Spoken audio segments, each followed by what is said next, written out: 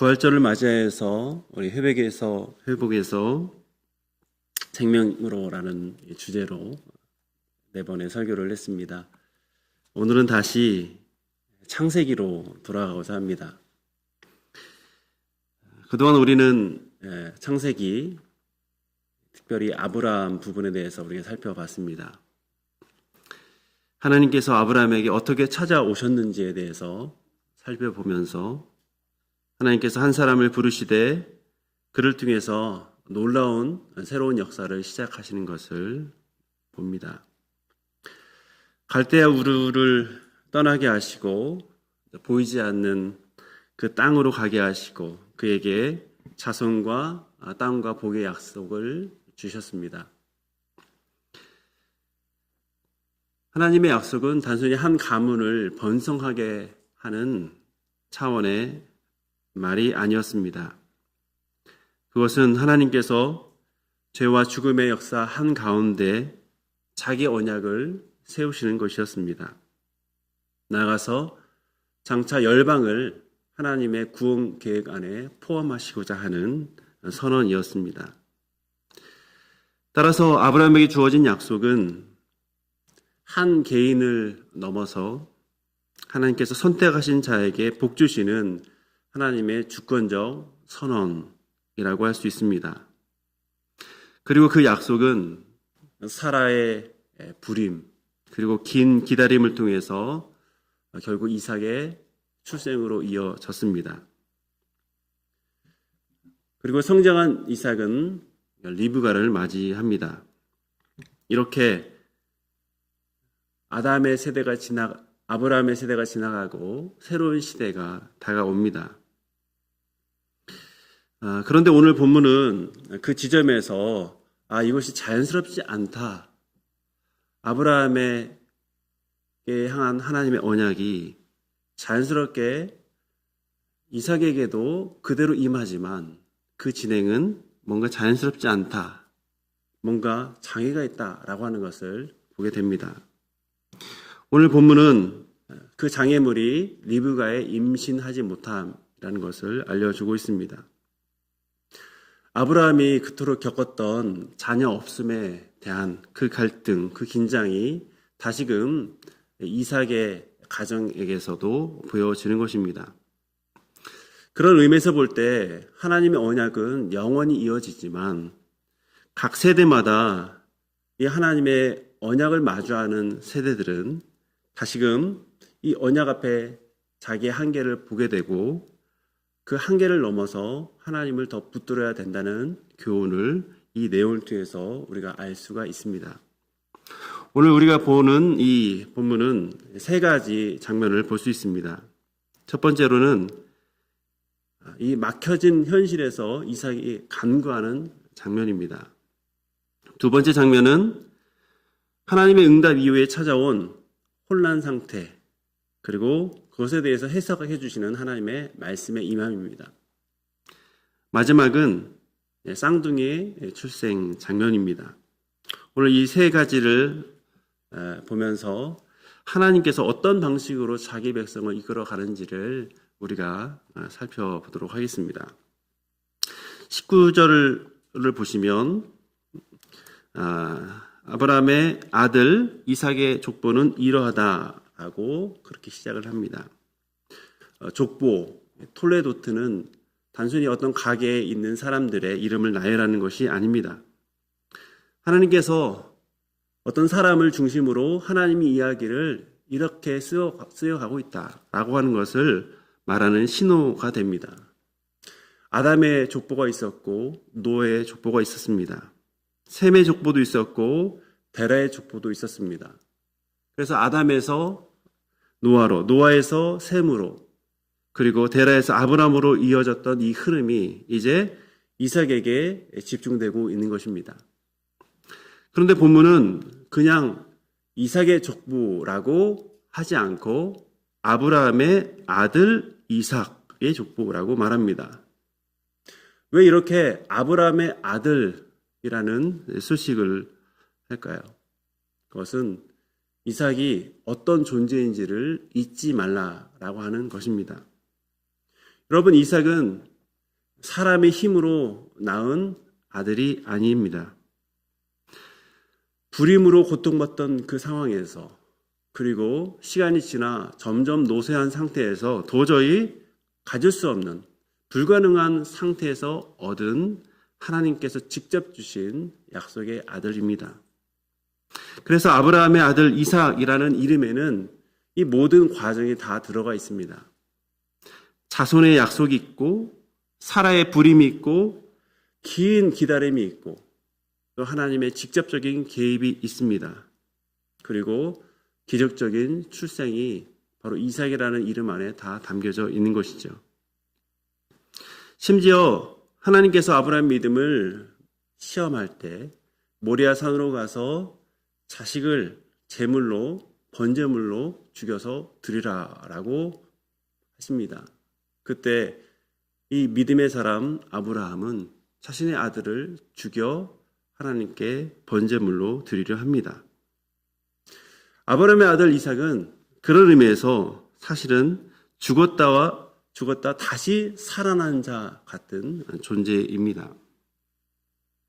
20절은 그랬던 이삭이 40살에 리브가와 결혼했다라는 것을 알려주고 있습니다.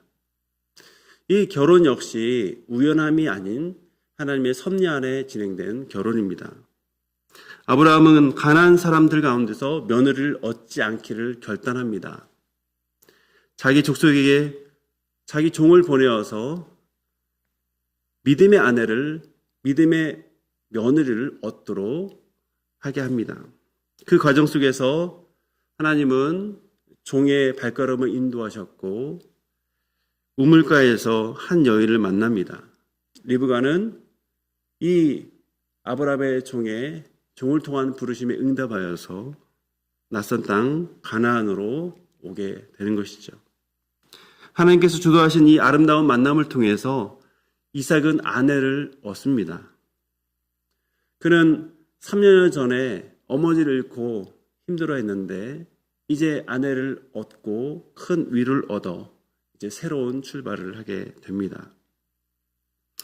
그래서 이 결혼은 단지 한 남녀의 만남이 아니라 하나님께서 예비하신, 하나님께서 언약의 계보를 이어가시기 위해서 예비하신 믿음의 만남, 축복된 만남, 아름다운 만남이다라고 할 수 있습니다.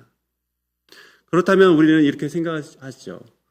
이삭도 이제 믿음의 가정을 이뤘으니 아브라함의 언약이 이삭 가정에게 순조롭게 이루어지겠구나 라는 생각을 하게 됩니다.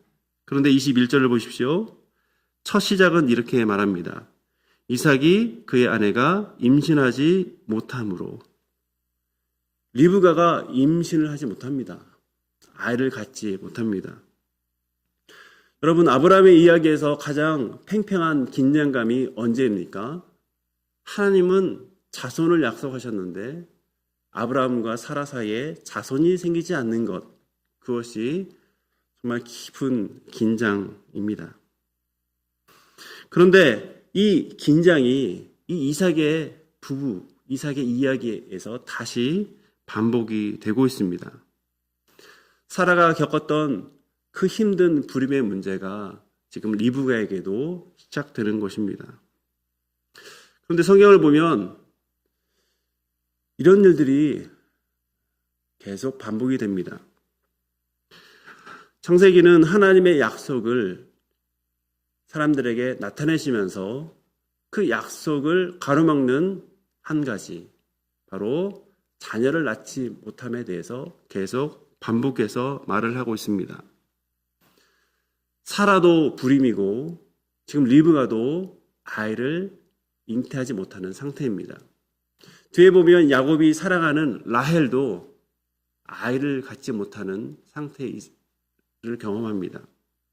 심지어 뒤에 보면 이제 이스라엘의 큰 역사를 이끈 사무엘이라는 선지자 겸 사사가 있는데 이 사사 또는 선지자 역시도 그의 어머니는 불임 상태에서 있다가 하나님께 기도한 이후에 사무엘을 낳게 되는 것입니다.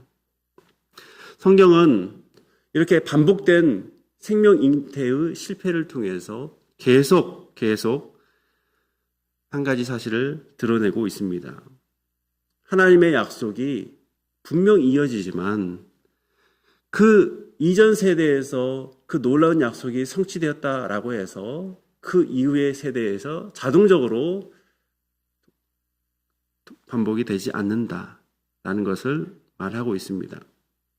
그래서 각 세대마다 하나님의 분명한 약속 앞에 다시금 서야 되고 다시 인간의 한계를 경험할 때조차 다시 하나님께 의지할 수 있도록 그렇게 부름을 받는 것입니다.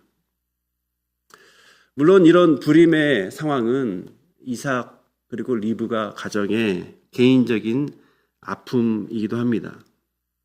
결혼을 합니다.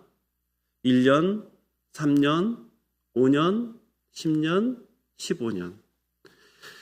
아이는 없고 아내는 계속 고통 가운데 있습니다.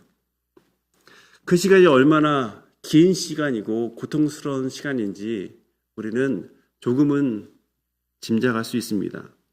왜냐하면 우리 역시도 기다림이 오래될수록 소망을 잃어가기 때문입니다.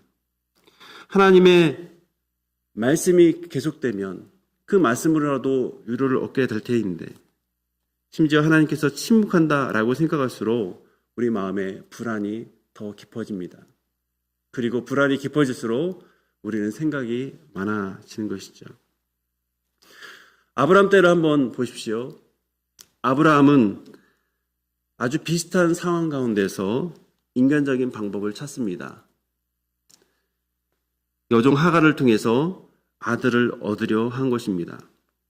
그렇다면 이삭은 어떤 방법을 사용했을까요? 이삭은 다릅니다. 그 자리에서 이 불임의 자리에서 소위 많은 사람들이 선택하는 그 대리모를 갖지 않습니다. 왜 그럴까 생각해 볼 때 아버지의 인생을 통한 학습의 결과일 수도 있습니다. 또는 믿음 좋은 리브가가 그런 방식은 하나님께 기쁨이 되는 일이 아니야 라고 하면서 그런 권면을 하지 않는 결과일 수도 있습니다. 사실 어떤 것이 왜 그가 대리모를 선택하지 않았는지에 대해서 성경은 말하지 않기 때문에 잘 모르지만 분명한 것은 이삭은 오로지 기도하면서 하나님께 나아가고 있다라고 하는 겁니다. 오늘 본문에서 이삭이 기도할 때 사용하는 히브리어 단어가 있습니다. 그것은 아타르입니다. 이것은 짧게 기도하는 한 번의 기도, 우리가 식기도할 때 짧게 하는 그 기도 말고 정말 꾸준히 포기하지 않고 간절하게 반복적으로 호소하는 기도, 그것이 바로 아타르입니다. 그런데 이 이삭의 아타르에 대해서 하나님께서 응답을 하실 때 하나님도 같은 단어의 다른 형태로 표현하고 있습니다. 이삭이 계속 아타르로 간청합니다. 끊임없이 간청하며 반복적으로 부르짖습니다. 1년, 3년, 5년, 10년, 15년 이상 진행되는 일입니다. 그때 하나님께서 아타르로 이삭의 간청에 응답하신 것이죠. 기도하는 사람의 언어, 기도를 응답하는 하나님의 언어가 같은 단어로 연결됩니다. 아마도 이 창세기 저자는 이삭의 기도가 하나님께 정확히 닿았다라는 것을 이런 방식으로 표현하려 했던 것 같습니다. 또 우리가 놓치지 말아야 할 부분은 이삭의 기도입니다. 이삭이 기도하되 자기를 위해서 간절히 간청하지 않습니다. 오늘 본문에는 그를 위하여 기도한다라고 말합니다. 여기서 그는 누구일까요? 리브가입니다. 리브가를 위해서 기도했다라고 하는 것이죠. 당시 결혼한 여성의 제1의 의무는 자녀를 낳는 겁니다. 자녀를 통해서, 많은 자녀를 통해서 영예를 얻기도 하고 자녀의 성공을 통해서 이 어머니는 영광을 받기도 합니다. 당시 이삭과 결혼한 리브가 역시도 이런 영예를 기대했을 것입니다. 그리고 자녀 낳기를 염원하면서 믿음으로 기도했을 것입니다. 기도뿐만 아니라 출산을 위해서 다양한 방식으로, 임신을 위해서 다양한 방식의 노력을 했을 것입니다. 이삭은 지금 그런 리브가를 위해서 기도하고 있는 것이죠. 이 기도는 자신의 후손을 얻기 위한 이삭 자신을 위한 기도가 아니라 오랜 동안 자식이 없음에 아파하면서 자식 얻기를 구하며 노력하는 아내를 위한 기도인 것입니다. 물론 이삭도 후손을 위해서 기도했겠지만 오늘 본문에서는 자손을 위해서 기도하기라기보다는 바로 리브가를 위해서 기도했다라고 하는 것을 통해서 그의 마음 가운데 결국 기도의 핵심은 그의 아내를 위한 기도다는 것을 알 수 있습니다. 이 이삭의 이 간절한 기도, 그를 위한 기도에 하나님의 언약이 포함되어 있고 또 아내를 향한 사랑도 있습니다. 하나님의 약속을 굳게 붙드는 믿음도 이 기도 안에 포함되어 있고 곁에 있는 아내의 아픔을 끌어안는 중보의 기도도 이 기도 안에 포함되어 있습니다. 감사하게도 이 기도의 결과는 21절에 보면 나와 있습니다. 여호와께서 그의 간구를 들으셨으므로 그의 아내 리브가가 임신하였더니, 한두 번 기도하다가 자연스럽게 임신한 것이 아니라 10년 이상, 15년 이상을 기도한 이후에 하나님께서 들으신 이후에 임신한 것이죠. 이것은 사람의 어떤 생식 능력으로 인해서 자손을 얻는 것이 아니라 이삭의 기도를 들으시고 적극 개입하신 하나님의 그 개입을 말하고 있는 내용입니다. 앞에서 말씀드린 대로 이삭은 40살에 결혼했습니다. 26절에 보면 그가 자녀를 얻은 때는 60살입니다. 20년 동안 정말 짧지 않은 시간, 정말 긴 시간 동안 이삭은 아내를 위해서 기도합니다. 하나님의 약속은 지연될 수는 있지만 폐기되지 않는다는 사실을, 우리의 기도는 지연될 수는 있지만 하나님께서 반드시 응답하신다는 사실을 이 내용을 통해서 우리가 알아야 되는 겁니다. 이 내용을 통해서 우리가 매우 중요한 사실을 기억해야 됩니다. 하나님의 약속을 받았다라고 해서 기도가 필요 없는 것은 아니라는 사실입니다. 오히려 약속이 있기 때문에 기도하는 겁니다. 하나님께서 주시겠다라고 하셨기 때문에 구할 수도 있고, 하나님은 그 언약의 신실한 하나님이기 때문에 더 기다리면서 더 하나님께 구하는 것이죠. 그래서 우리 안에 있는 믿음은 하나님이 주신 응답을 이유로, 약속을 이유로 기도를 멈추는 것이 아니라 약속을 붙들고 더 하나님께 나아가는 것, 그것이 하나님께서 기뻐하시는 믿음이라는 사실을 이 내용을 통해서 우리가 기억하셔야 됩니다. 하나님께서 기도를 들으시고 이제 자녀를 잉태합니다. 그러면 이제 모든 것이 평안하게 보이죠. 우리는 그것을 기대합니다. 하지만 오늘 본문은 그 응답 이후에도 하나님의 해석이 필요하다는 사실을 알려주고 있습니다. 오랫동안 기다리던 응답에 의해서 아이를 갖습니다. 그런데 22절 한번 보십시오.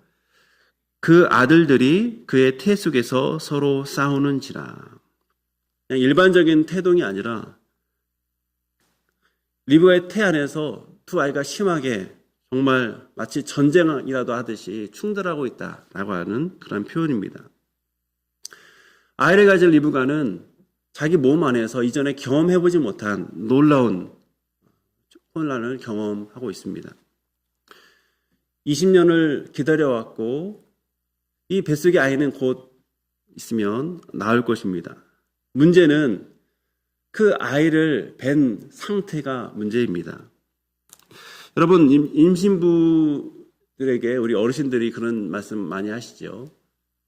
애가 세상 밖으로 나오기 전에 가장 좋을 때다.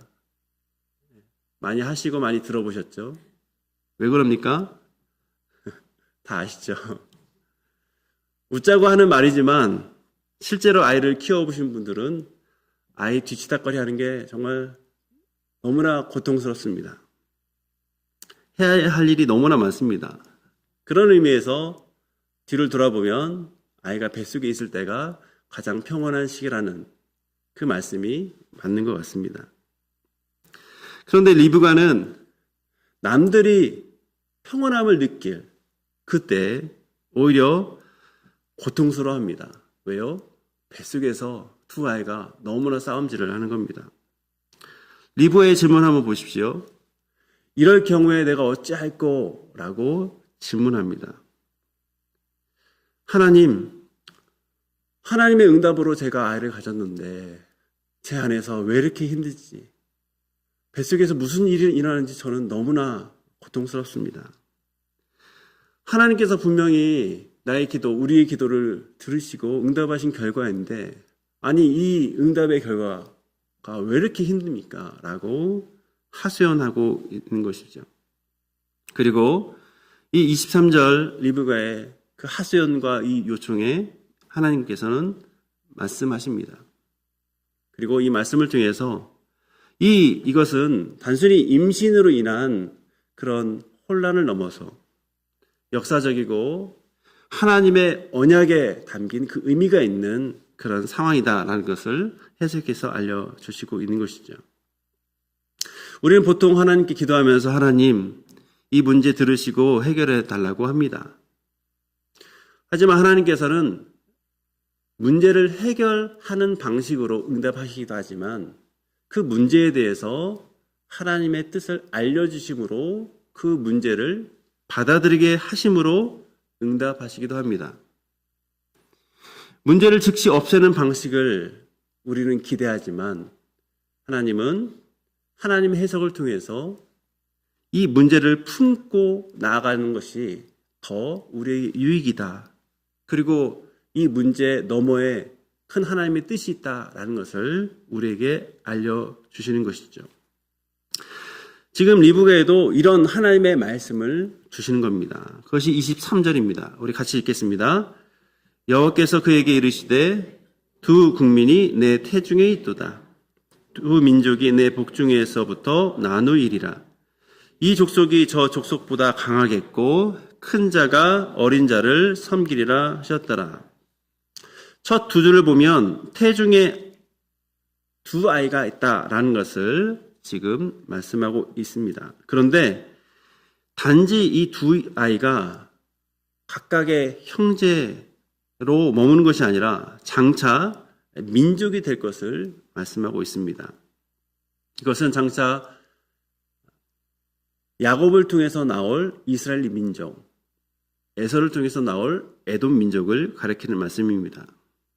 그래서 리브가의 몸 안에서 일어나는 충돌은 단순히 두 아이의 충돌을 넘어서 민족의 충돌, 장차 역사 가운데 이 두 민족의 간의 긴장이 이 태동을 통해서 태동을 통해서 이 긴장을 지금 드러내시고 있습니다.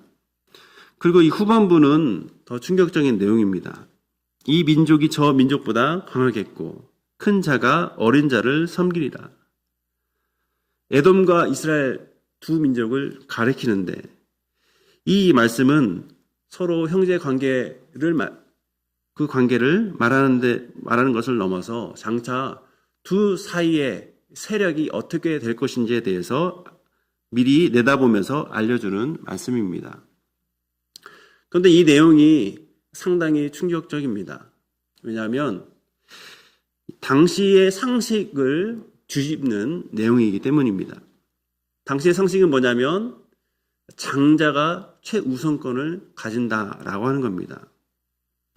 장자가 가정의 최우선권을 가진다. 라는 것은 그냥 일반적인 관습을 넘어서 사회적인 질서입니다.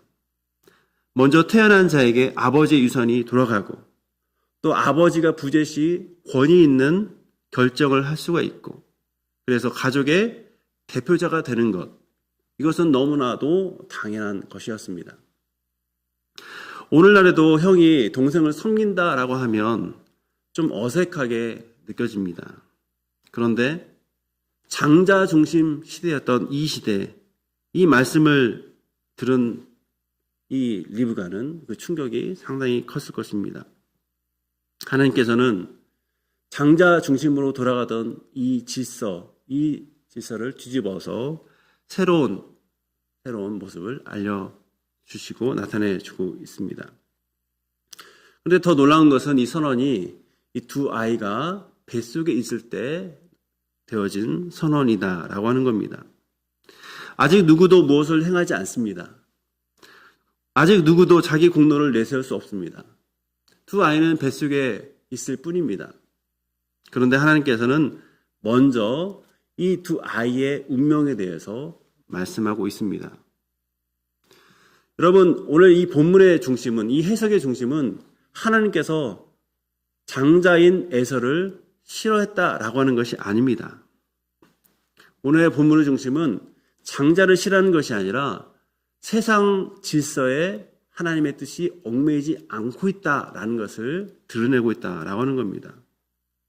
사람은 먼저 난 자를 앞세우고 경험 있는 사람을 앞세우고 어떤 권위 있는 사람을 앞세웁니다. 그리고 그 권위를 따라서 살아가는 것이 자연스러울 것이다 라고 가르칩니다. 하지만 하나님께서는 자신의 뜻에 따라서 하나님의 길을 정하고 계십니다. 그리고 하나님의 뜻은 훗날 말씀의 성취를 통해서 결국 드러나게 되는 겁니다. 그래서 22절과 23절은 오늘 본문의 중심 내용이다라고 할 수 있습니다. 이 단락은 우리에게 두 가지를 가르치는 겁니다. 첫 번째는 하나님의 응답은 사람이 기대하는 것과는 다르다라고 하는 것. 그래서 응답이 왔는데 혼란이 있을 수 있다라고 하는 겁니다. 하나님께 간구해서 하나님께서 응답으로 보여줬을 때 우리는 그것이 끝이 아니라 그 안에서도 혼란을 경험할 수 있다는 사실을 기억하셔야 됩니다. 또 다른 하나는 그 혼란 속에서도 하나님께서 혼란의 의미를 해석해 주실 수 있다라고 하는 겁니다. 그 혼란에 대해서 우리는 힘들어할 수 있지만 그러나 간구할 때 그 의미를 하나님께서 해석해 주심으로 우리 인생이 혼란 안에 있는 인생이 아니라 혼란 너머로 하나님께서 가르쳐준 인생으로 나아갈 수 있도록 길을 인도해 주신다는 교훈을 이 내용을 통해서 우리는 알아야 되는 겁니다. 사실 우리도 기도의 응답을 받은 이후로 마치 소설의 해피엔딩처럼 인생이 행복하게 되지 않는다는 것을 우리는 알게 됩니다. 분명 하나님께서 하나님의 뜻을 보여주셨고 많은 사람들도 이것은 하나님께서 여신 문이야 라고 인정하는 그 문을 들어섰는데 또 그 안에서도 또 다른 과정이 있고 또 다른 상황이 있고 이전보다 훨씬 느껴지는 그런 인생을 경험하게 됩니다.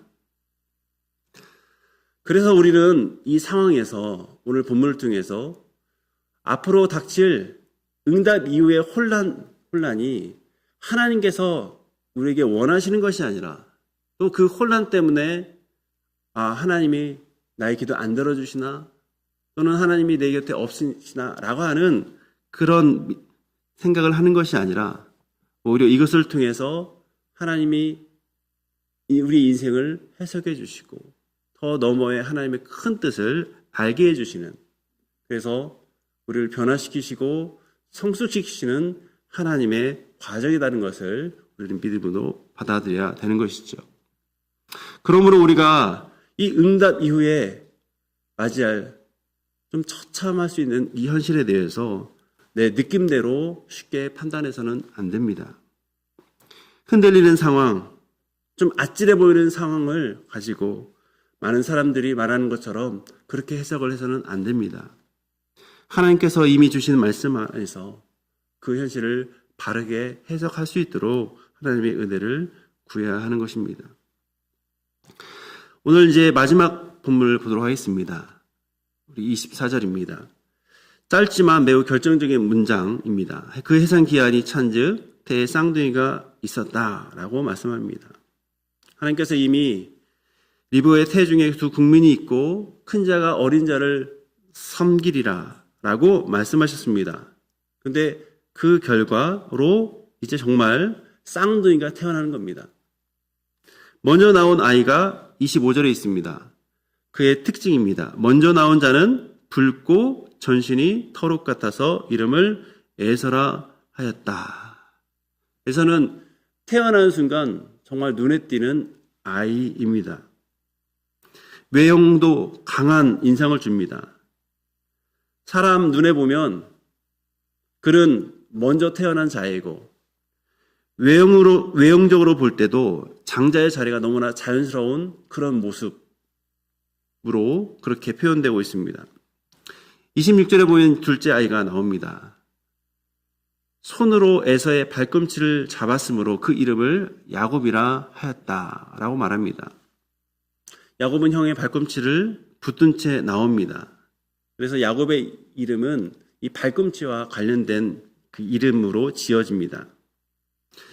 이것은 태중 가운데서 이제 태어난 이후에 둘 사이의 긴장이 계속 진행된다는 것을 알려주고 있습니다.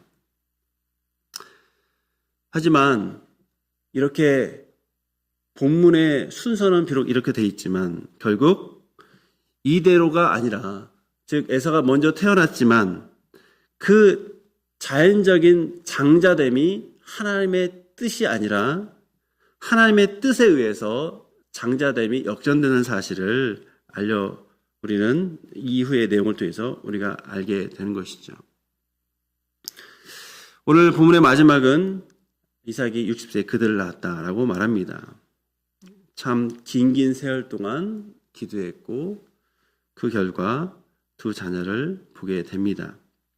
하나님의 뜻은 더디 보일 수 있지만 그러나 결코 실패하지 않는 것이죠. 오늘 말씀을 마무리하도록 하겠습니다. 우리는 세 가지를 받습니다. 하나님의 언약은 인간의 한계 때문에 멈춰지지 않습니다. 하나님의 뜻은 인간의 혼란 때문에 흐려지지도 않습니다. 그리고 하나님의 선택은 인간들이 선택하는, 당연하게 여기는 그 질서에도 매이지 않습니다. 리브가의 태는 참 오래도록 열리지 않았습니다. 하지만 하나님의 약속은 여전히 그 안에 있었습니다. 하나님의 응답 이후에도 이 부부에게는, 특히 리브가에게는 설명될 수 없는 그런 혼란의 기간이 있었습니다. 하지만 그 안에 하나님의 뜻이 있었고 하나님은 이를 통해서 장차 하나님께서 언약한 그 백성들에 대해서 그 뜻을 밝히 보여주고 있는 것이죠. 그래서 오늘 말씀은 결국 우리가 성급한 판단을 내리려 하는 우리에게 그 판단을 하지 말고 더 멀리 바라볼 수 있도록 인도합니다. 우리는 눈앞의 현실을 보고 쉽게 판단하고 쉽게 결론 내립니다. 내 생각과 다르게 이 길이 너무 복잡하다라고 하면 잘못되었다 생각하고 돌아가려고 합니다. 과정 가운데 너무 힘들면 하나님이 아니 계신 것처럼 생각합니다. 그리고 내가 정한 순서대로 일이 이루어지지 않으면 뭔가 혼란스러운 그런 상황에 빠지곤 합니다. 하지만 오늘 본문은 우리가 눈앞의 현실을 넘어서 하나님의 약속을 바라볼 수 있도록 합니다. 그리고 현실 넘어 그 혼란이 임할 때 하나님의 말씀에 의한 해석을 기대하는 그런 모습을 우리에게 갖도록 합니다. 오늘 말씀은 결국 우리가 마주하는 현실보다 더 먼저 계시고 약속에 신실하신 하나님을 기억하도록 합니다. 우리가 기준으로 삼는 이 세상의 방식보다 하나님의 뜻을 붙드는 것, 그것이 오늘 말씀의 요점입니다. 물론 더디게 보일 수 있습니다. 하나님의 응답 이후에 혼란스러움도 경험할 수 있습니다. 그러나 하나님의 약속은 사라지지 않고 그 뜻은 흔들리지 않고 하나님께서 정하신 길은 반드시 드러나는 것입니다.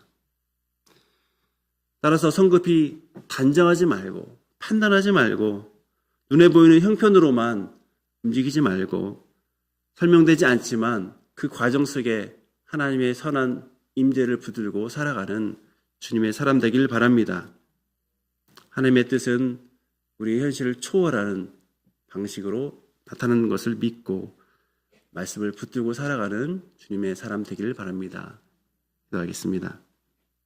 오늘 말씀에 따라서 하나님, 약속이 더디게 보일 때도 낙심하지 않게 하옵소서.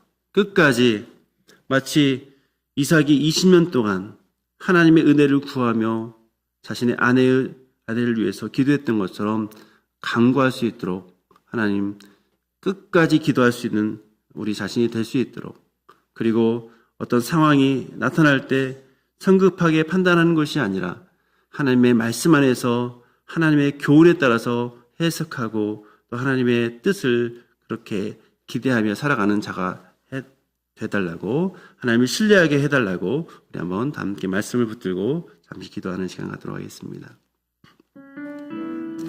하나님 아버지, 하나님의 언약이 분명히 있고 그 하나님의 언약은 분명히 우리 삶 가운데 현실이 될 것을 믿지만 우리 삶 가운데 그것이 드러나지 않을 때 우리는 조급해하고 마치 하나님이 계시지 않는 것처럼 생각할 때가 참 많이 있습니다.